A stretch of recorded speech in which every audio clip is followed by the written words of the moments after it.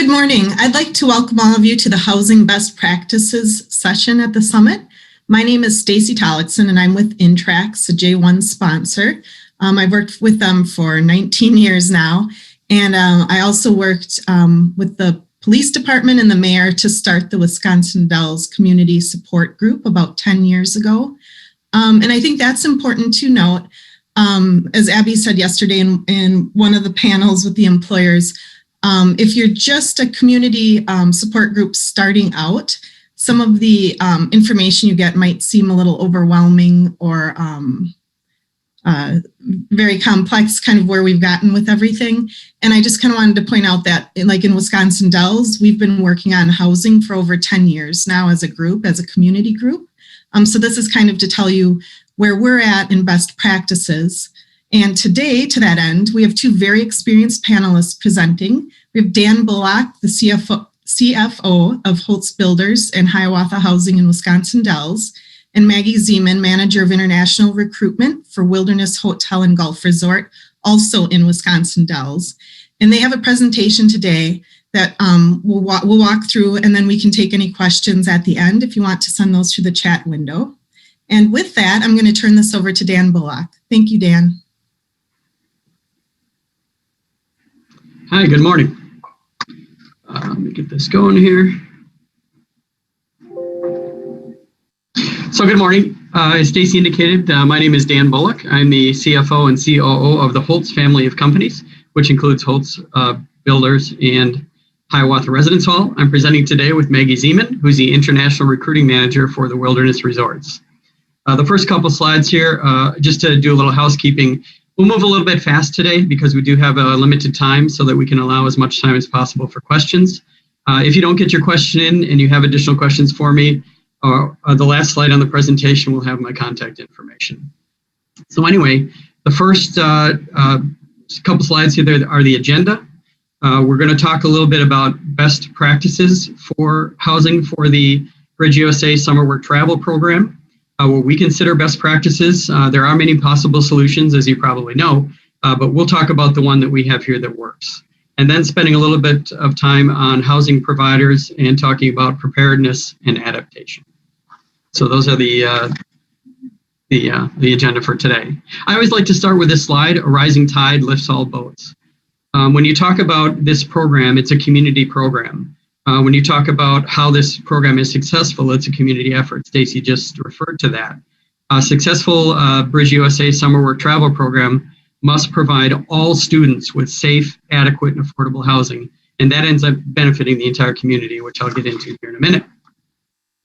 First things first, a little slide about me and the Holtz companies. I won't spend a lot of time on this other than to say the Holtz family and the Holtz companies have been around for a while.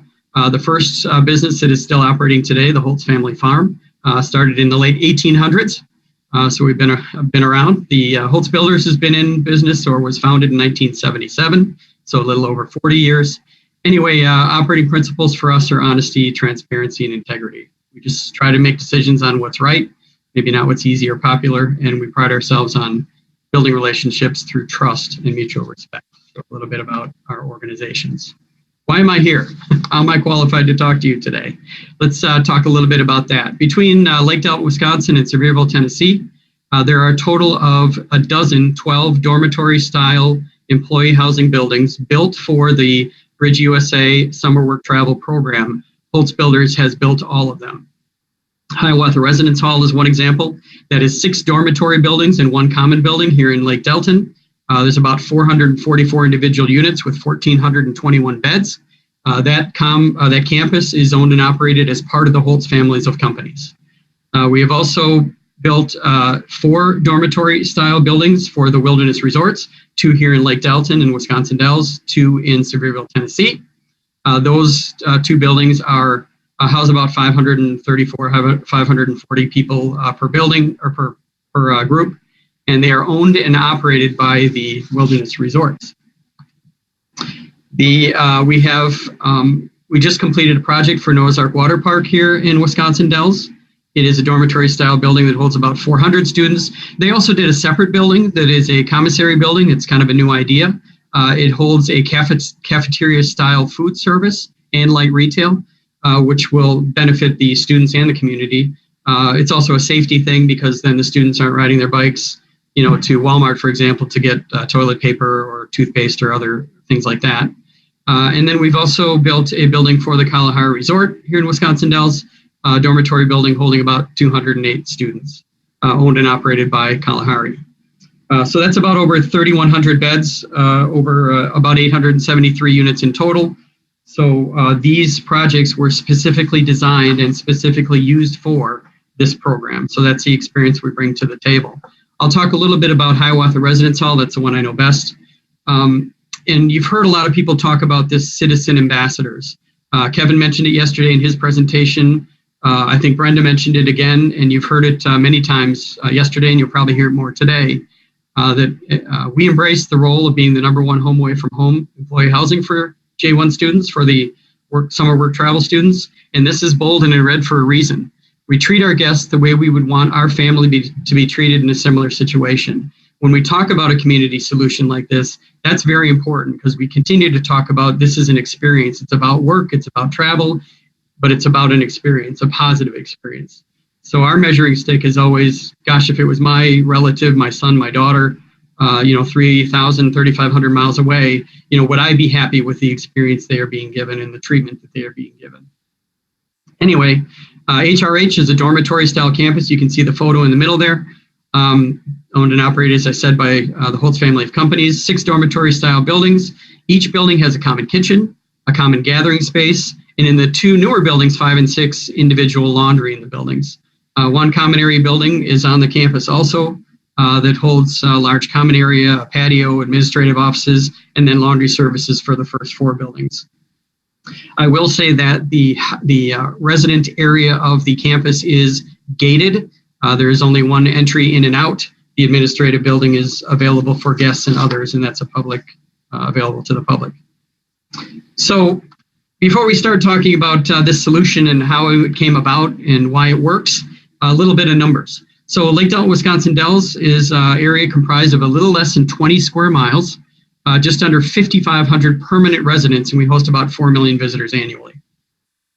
The overall Wisconsin Dells tourism economy contributes about $46.7 million in state taxes, $56.5 in local. Estimated direct impact on our local economy is in excess of $1.2 billion. If you add soft revenues in that, it's about 1.6, and that's from 2017. In 2019, you'll hear me talk about that because obviously 2020 is a little different for everyone. But in 2019, the Lake Delton, Wisconsin Dells area was host to about 3,500 Bridge USA summer work travel participants. You can see that for a community of our size, how substantial this program has become. And that's because of some of the things we've done, like this housing solution. It's probably, the goal for many of your communities to grow the program the way we have, and that will start with best practices in housing. How did this happen? What was the community vision in Lake Delton? So many years ago, the Lake Delton leadership was in the same position that many of the communities on this Zoom meeting are today. They recognized that in order to grow their program and support their area, support their businesses, the tourism growth, the infrastructure, a permanent housing solution was needed. In implementing this solution, the primary goal is to keep the rents affordable for the students, because we have to be very aware of that. We have to give them a clean and safe place to live also. In doing so, the village found that this type of development may not produce the returns a developer or a private business would require, and therefore it made it a little bit difficult to attract them. In addition, much like other businesses in the hospitality industry, there's a seasonal aspect, and sometimes that's difficult for people who may be unfamiliar or uncomfortable with that. It became clear to the municipal leadership here that support was needed. There's many options for a community, such as donation of land, low interest loans, special or deferred assessments, TID, TIF districts, low interest financing. The Village of Lake Delton, as an example, created a hospitality incentive program, which provided for up to $750,000 grants to create this incentive for these private businesses to build this type of housing. Now that took care of some of the larger employers. However, the village also realized that the vast majority of the employers would not be able to afford their own housing, no matter how aggressive they got. So the question was, how do we equitably support the smaller businesses who are also very vital to the economy, that may only have a few workers. And that's really what kind of created the HRH solution and this overall best practices solution. So let's talk about HRH for a second, because again, it's the one I know the best. It's a housing solution. The village approached the local businessman, Tom Holtz, who's my boss, who has a reputation for compassion and integrity, and worked with him to create a place where employers could be served equally. Employers of all sizes could be served fully and equally and have access to the same resources. So an employer needing, 1 or 2 Bridge students, 1 or 2 Bridge USA students, workers would have the same access to good quality, safe, affordable housing and the services that go along with that as any other employer in the area. I look back just to give you a couple of examples. In 2019, we had an employer who had 1 student the entire summer at Hiawatha, and we had an employer that had approximately 600. So this is a solution that serves the entire community, large and small, same thing, same resources, same access to housing and benefits, et cetera. Truly a community solution. The leadership in Lake Delton also recognized that a community that works together for a solution like this, it is a community solution, because if 80% of your visitors, that's tourists or employees through this program, go away with a great experience and 20% don't, the 20% aren't going to talk about their bad experience at this location or this attraction. They're going to talk about their bad experience in the Dells or in Branson or in Myrtle Beach. So it is truly a community solution, and a community solution is paramount. Again, a rising tide does indeed raise all boats. You'll hear that a lot through my presentations. So let's talk a little bit about the benefits of this dormitory style solution, this best practice. First, before I do that, I pulled a couple of statements out of the documentation that is put out by the Department of State, and maybe this has changed since I pulled it out, a year or so ago. But I wanted to give this because when this solution was considered, obviously the desires of the Department of State came into play. For example, as a public diplomacy program, exchange visitors' successful experience with this program will create lifelong ambassadors, there it is again, the word ambassadors, of goodwill between the United States and other countries. As such, the quality of the program for the exchange visitor is the essential goal. And it goes on in another document to say the department engages with host communities where exchange visitors are housed. It has learned that overcrowding in some communities can become a major problem, where exchange visitors who are not pre-placed arrive unannounced or unexpected. Seasonal communities struggle to identify affordable and appropriate housing for those who are pre-placed. In worst cases, exchange visitors lived in overcrowded accommodations and some were even homeless. Obviously, that's a gigantic problem. The situations defeat the purpose of the program. They bring notoriety, not good notoriety, and they can create tensions in the communities. And then finally, the department maintains that a placement is appropriate only if it includes safe and affordable housing and is readily available to local transportation. So those were some of the considerations that were taken from the Department of State when this solution was being created. Just a couple of sample benefits from this type of solution. Provide safe and affordable housing. Obviously, we've talked about that. That's a main goal. In order to attract these students, you need to do that. The Daniel Harbin, who's the chief of police and director of public safety for our village, said, and I quote, "I'm a big believer in not only the construction of the dormitories, but in how the dormitories have been managed and facilitated. I'm convinced that the safety and security of our student workers has greatly improved and will lead to long-term success of this program into the future." We talk about the age of social media. Word travels fast. When students have a great experience, the world hears about that. Unfortunately, the opposite is also true. I will quote Stacy today and say that housing is the key to promoting your area employers. Sponsors will limit or won't allow J1 placements in communities with poor or limited housing. Intracts and the Department of State consider HRH, the Wilderness, Kalahari, those dorms as the gold standard for the J1 summer work travel program. The main benefit of a successful program involves a community-based solution that also eases the burden, the administrative burden of finding, managing, and monitoring the students' whereabouts. Same thing with the housing conditions. As an example, Erin Matson, Director of Human Resources for Mount Olympus, said, and I quote, "Outsourcing our housing to HRH has freed up our own administrative and maintenance resources, which allows us to focus on our guests." What a great statement, especially for an operation like that, to be able to recommit those resources to serving the customer. And then finally, in many large communities, a number of individual addresses are being used. In one of the communities I looked at, it was approximately 250 individual addresses.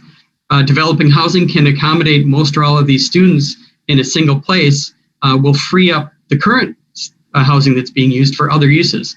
Becky Alwyn, you've heard us talk about Bridgepoint Mission Center yesterday a couple of times. She said HRH has benefited the community by helping to provide safe, reliable, and a caring place to call home for many seasonal and short-term international students living in our city. Again, it's about the experience in creating those ambassadors. Finally, and very importantly, I would say, as tourism grows and the property currently being used for this temporary housing of these workers becomes available, you find investment in new hotels, in restaurants, in attractions. This generates more tourism. This generates a need for more students. This generates more tax revenue for the municipality. It's what fuels the growth for a healthy and vibrant economy and for a healthy and vibrant program for the summer work travel.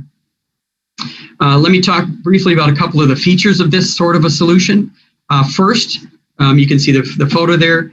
It's quality construction that can represent the standard of your community. So the buildings look nice.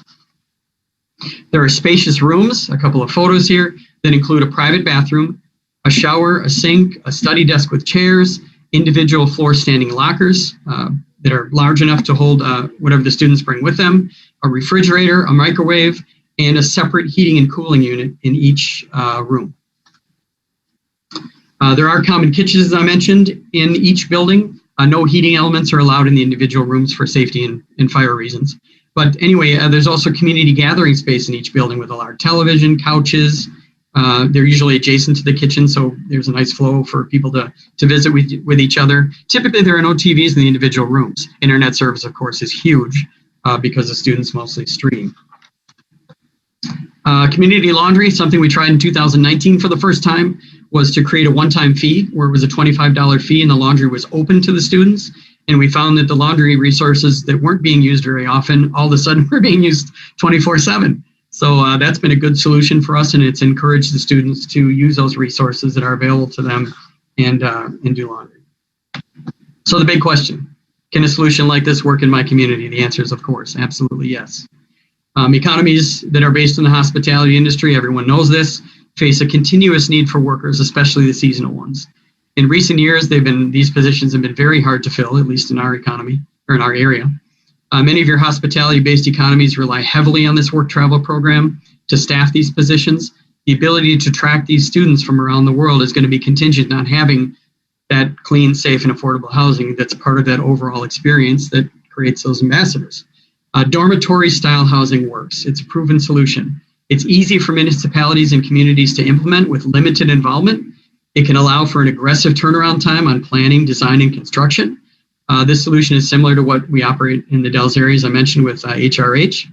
Although anything is possible from a design to kind of give you a basic model information on what a basic design would be like. A model building may be 3-story, wood frame on a concrete foundation, 9,200 square foot per floor, 27,000 square foot overall, approximately 53 rooms with 212 individual beds. That's the building that's in the picture, which is building number 5 or building number 6 at Hiawatha. That's essentially what that building equates to. As an example, anything's possible. Focus on safety, functionality, and durability, and keep the rents down. That's a huge consideration here. When you look at a solution like this, you have to work with your local municipal leadership, and they found there is a balance to be struck between the sustainability of this housing, because it has to stay nice. You can't build it, it looks nice for 2 years, and then it's no good anymore. Holtz Companies, we partnered with Architectural Design Consultants, Inc., ADCI. We've done all 12 projects together. The result that we've gotten through all of those trials and errors out of those 12 projects is to create a high quality product that's functional, but keeps the student rent at a reasonable level. In fact, in the Dells area for Hiawatha Residence Hall, the rent is less than $100 per week per student. And we intend to keep it there as long as we can. Location. Big surprise. The first step to this solution is finding a proper location for something like this. Property with access to transportation obviously is key. Property with access to bike routes is substantial. Financial support from your communities. How can your municipality help? Well, in some municipalities, if they have the ability to help, They can investigate what support is out there. Again, grants, low interest loans, special deferred assessments, direct reimbursements, TIDs and TIFs, premier resort taxes, and et cetera.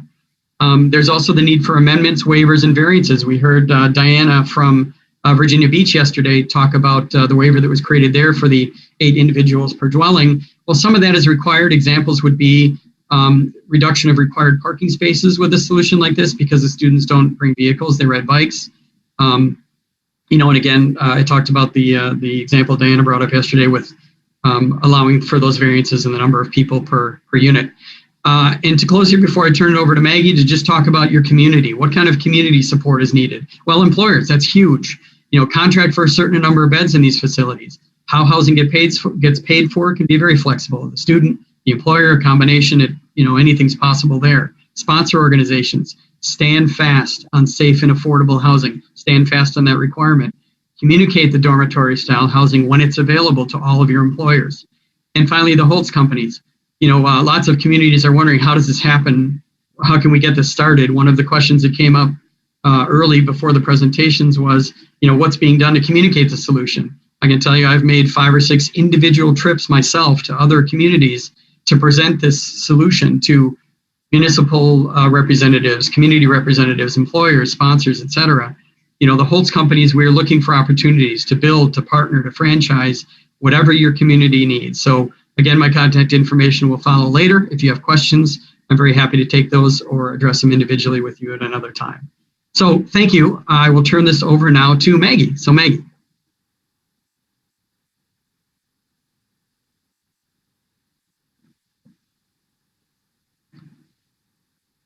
Maggie, you're still muted for some reason. Can you hear me now? There we go. Perfect. Okay, so again, having a plan in place and communicating and providing clear expectation is key. Repeat and remind your students, and remember that you have new arrivals all the time and not everybody has learned. They don't know the rules yet because you have people that are arriving weekly rather than just one group at one time, and they don't just stay for exactly 90 days. Clear communication and clear expectations are paramount. You have to provide a safe and positive experience for these participants and ensure everyone on your team is informed to avoid confusion. If you have one person that's not aware of a change, it can throw everything off because word travels very fast amongst participants, both here and abroad. With the sponsor and the employer, communication is needed because you have that support system with your visa sponsor. They're going to be able to work directly with the participant just like you are to make sure that they fully understand everything. In housing itself, posters and postings and keeping these kids apprised of changes and updates is really needed. You should really try to think about, the slide just changed on me, Dan, sorry.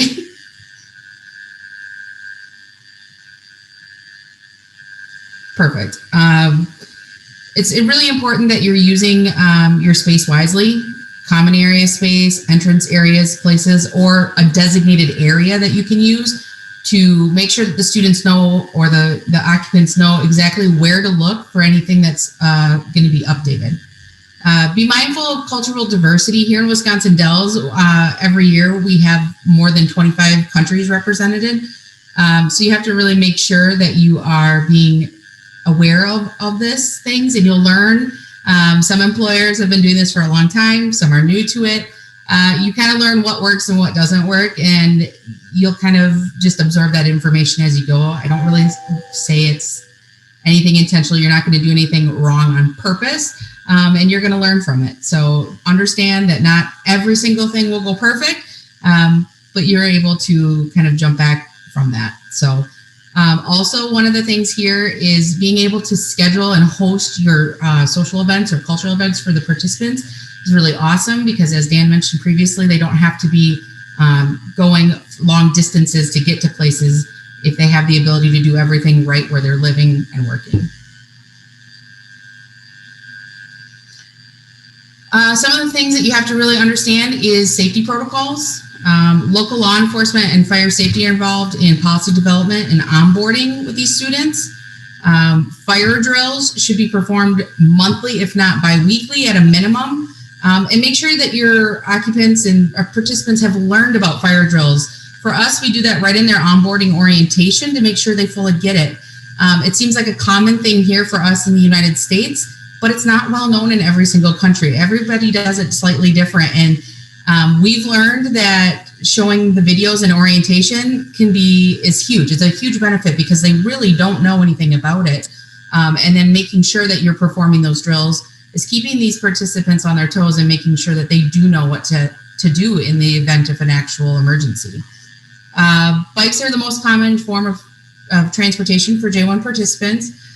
In orientation, we go through bike safety protocols as well to try to make sure that we're keeping them informed. As much as we would love them to not have to even be going on a bike, we've done what we could, including providing shuttles to Walmart to try to limit the amount of time that they have to be on that bike. But for those that choose to still get around on a bike, we want to make sure that they understand where they should be riding their bike. Should they be riding in the street? Should they be riding on the sidewalk? Should they be stopping at stop signs, etc.? Another thing for safety is severe weather notifications and evacuation points, making sure meeting points are very clear. That goes also with the fire drills, making sure they know where they're supposed to go. If they have to leave the building, if it's a tornado, where should they go? Should they stand by the window? Should they be going in the basement? All of that stuff is touched based with them during their orientation to make sure, again, that they know what to do and they're remaining safe. Each participant has to know where their emergency exit plan, like for us, and I think just like anywhere else, it would be right on the back of the door. You want to make sure that they know that it's there and as much focus on it as possible so it doesn't blend in. It's one of those things that it's just there and sometimes people don't actually look at it. So you want to make sure that you're reminding them to view that so that they do have it as they remember what it's for. It's there for a reason and you want to make sure that they can use it if need be. We also provide the participants with a photo ID. You can see an example picture here. It helps limit the amount of time that they have to carry their important documents.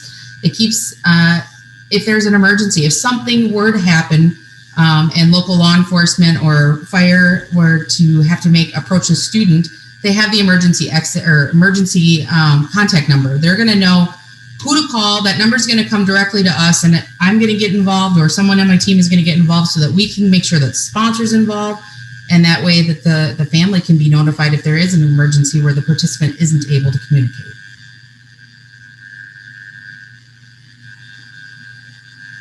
So Dan, I think a little bit of this is more on Hiawatha, so I'm going to let you take this slide, and then I have the next one for Wilderness. Okay. So talking about adaptation, recent challenges have made every business rethink processes. HRH is a good example. So some of the things that we're doing there, virtual contracting. So we are in the process of testing a system that we've custom developed that allows the students to log on, review their contract, execute the contract, set up automatic payment if that's preferred. The goal is to really minimize the time the student stands in line, waiting for check-in and orientation, all those sorts of things, to again, abide by social distancing and do the best we can to honor that guideline. Virtual onboarding, the students will be asked to review the HRH handbook and rules. Our community got together and established a series of videos that are based on, certain safety things, like what do you do if there's a tornado warning and some of the things that, Maggie has brought up. So they will be required to go out and watch those videos, and we'll be able to track who's watched them and send automatic reminders that say, hey, you got to watch these videos. And so some of the onboarding we're trying to convert and make that happen before they arrive. And then the students would be able to upload a photo. So again, standing in line, waiting for a photo so we can create those RFID badges in advance will also help limit that kind of congregation stuff. And then virtual operational upgrades. So, we have a big campus. We have 6 buildings, 1,400 students. We're utilizing our campus Wi-Fi, which is there and available, and using more handheld devices and stuff like that. For example, the checkout procedure. Instead of a student having to come down to the office, someone walks back with them, does the checkout, they come back down. We'll have the ability to take an iPad or some virtual device and do all that checkout right then and there, possibly even standing outside if that's more convenient or the weather's nice. So those are some of the things that are being implemented at Hiawatha to adapt to what's happening these days. Maggie. So we're on the same page. Obviously, Hiawatha Residence Hall and Wilderness, we're right down the street from each other. We're in the same community, and we have the same plan to make sure that we're keeping these students safe. So we have mostly the same exact type of scenarios. Ours is a little different since we are employee owned and operated. So we are the employer of the participants. It's not like Dan where they have to track the people down to get the rent, and they have multiple employers having these students in one spot. So we are really fortunate with that we are able to take rent payments directly from the paychecks, which eliminates a huge need of the students coming to the office. But my office and the Human Resources office is located right there in the housing. So we do still have some foot traffic, of course, random people coming to the window to ask questions and things like that. And so we want to, again, limit the amount of people that are congregating in one spot. We have our social distancing markers, and we have communication options available several ways with these participants that are here, so they don't have to come from their room directly to the office. We do virtual onboarding. The students, since we know who they are, we hired them. We've been in communication with them about their arrival. We send them an orientation email 48 to 72 hours prior to their arrival with a lot of instructions. There's a lot of information in it, a lot of login credentials so that they can get in to all the different systems that we use. But that way they get that and they're able to do the majority of that en route or once they arrive using their cell phones. They also have a folder in their room that once they get to the housing, all they have to do is give us a name, their keys, and they're right to the office, or right from the office to their room, limiting the amount of congregation. And there's a lot of details in that email and a lot of details in that folder. One of the great things that we have is our OmniGo community app. That's a picture of the home screen there.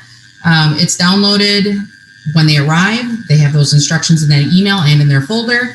And it's a safety app. It's a way for those participants to have 24 hours contact with security personnel or myself. Like if our office is open, we're going to get those notifications, but we're not here 24/7. We do sleep at night. And luckily we're fortunate enough to have a great security staff on site at all times that these participants are able to communicate directly to using this OmniGo app. It's also used, you can see it has a security request button, and then once you click on that, there's a lot of different options for why they're contacting security. And the other thing there is their resources. We have a lot of stuff in there. Those evacuation plans talks about severe weather, talks about the fire drill and evacuation plans. So all of that stuff's there. So it's at their fingertips. It can be overwhelming. You're jet lagged. You just arrived. You're going to look at it once. Okay, we're going to remind you. You have it at the palm of your hand in that app. It's a virtual or a digital era now. Papers, they're going to throw those away. We know that they're not going to look at it much. So it's great that we're able to also have them in writing on paper, but also here for them to be able to access 24/7. And then we also use our payroll company. We have an app for the payroll company that also includes messaging. We've learned email doesn't always work. Like we know that they'll get the email, they're not going to get it real fast. The students are checking their emails less and less and less. It's to that point where it's Instagram messaging, or I get a lot of those, or Facebook messaging, things like that. So it's great to be able to get these participants to download apps where they can set up their notifications. So they get a message. When we send a message through our payroll app, they get a notification on their phone right away. Chances are they're going to see it, they're going to open it, and they're going to read it right away versus waiting for them to log in to an email. And then again, like Dan said, high-speed internet is a must. You have to have it because you're going to have so many of these participants on these devices and, trying to stream, whether it's TV or home, trying to get a hold of their family to stay in contact, or just checking their messages. It's really, really important that you have high-speed internet.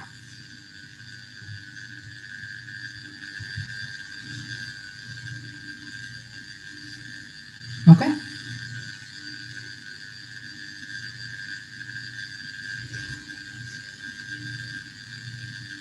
So really, you have our contact information. This is Dan's here. My information has also been shared for this presentation as well. So we're here to help. If you have questions or anything, if there's anything that you need help with, just reach out. We're more than willing to do what's going to help better the program for other communities as well.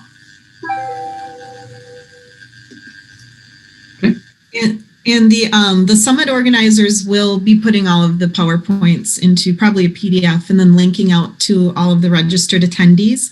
I see on our chat that that's a lot of the questions. They'd like a copy of this PowerPoint. So all of you will be able to access this information afterwards. We do have a few other questions. So Dan, this one is for you. How are these dorms used in the off seasons? Well, we do have students year round here. They are not full in the off season.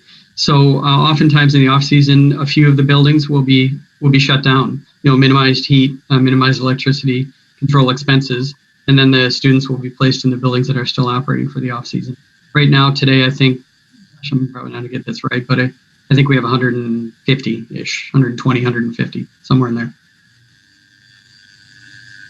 I just want to add to that. It's some of the people on this presentation may be thinking only Bridge USA, like work and travel with that 3 or 4 month program. There's other programs that the community also uses that requires housing for 9 months, 12 months. And domestic staff that occasionally need short-term housing. So yes, you're not going to be full 365 days a year. It's never going to happen.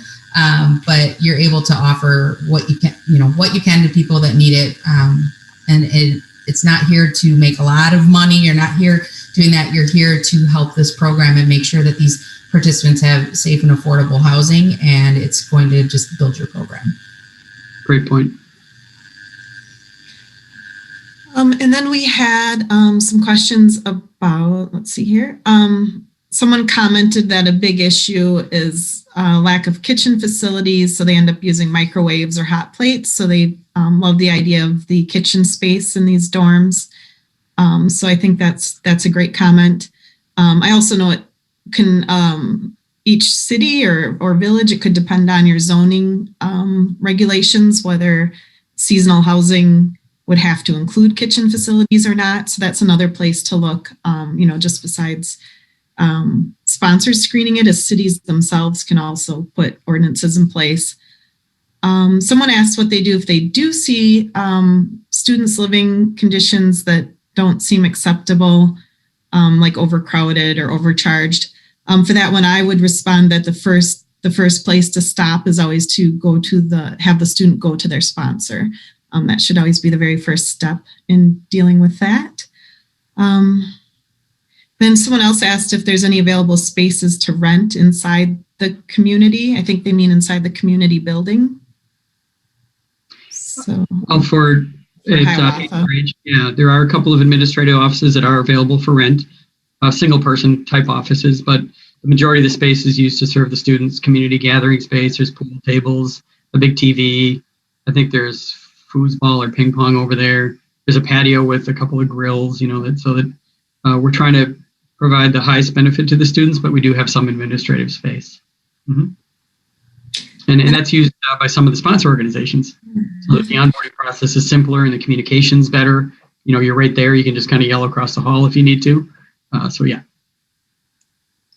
And then I was going to mention too, we use Hiawatha for the community support group, or pre-COVID we did. We won't be doing that probably this summer yet, but to host orientations and social gatherings for the entire J1 Bridge USA community. So it was really nice having that large space at Hiawatha to have those events. And for all the students and different employers to mingle. I look forward to to those days again. So do we. Okay, great.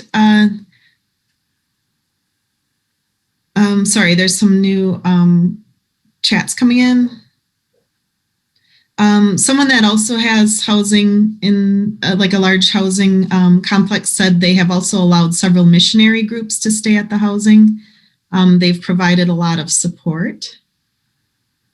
Yeah, we have occasionally done things like that also, and really it's a community solution. So if there's a need in the community, we'll certainly look at it. Yep. Okay. Jimmy Bowen wants to thank Dan for the great job that you do. Well, thank you, Jimmy, for all you and your staff do. Thanks, Jimmy. Yeah. Do you offer this housing to non-exchange visitor staff? Is it offered to applicants coming from outside Wisconsin Dells? I think you kind of addressed that. Yeah, our first priority is the summer work travel program, definitely. But we have a large campus. Sometimes there's availability even in the off season, for example. So the answer is yes. If we can accommodate it, we'll look at. If it's going to serve the community, we will look at it, definitely. Mm-hmm. And Wisconsin Dells does have other housing. There's refurbished motels that have been used as housing that are still available, and houses that get special licenses so that they can have more than 4 people in a house. So Hiawatha is not the only option, but that's the one we like to highlight, and the exciting new new version. Boy, sorry guys, there's a lot coming in here. I just need to read through those.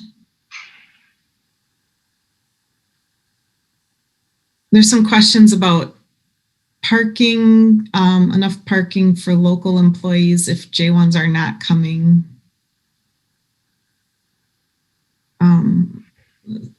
Yeah, I guess in reference to COVID, because of COVID, if the students aren't coming and then people with cars come, I guess they're asking specifically for plans for parking. I would think that would be a by property type of issue.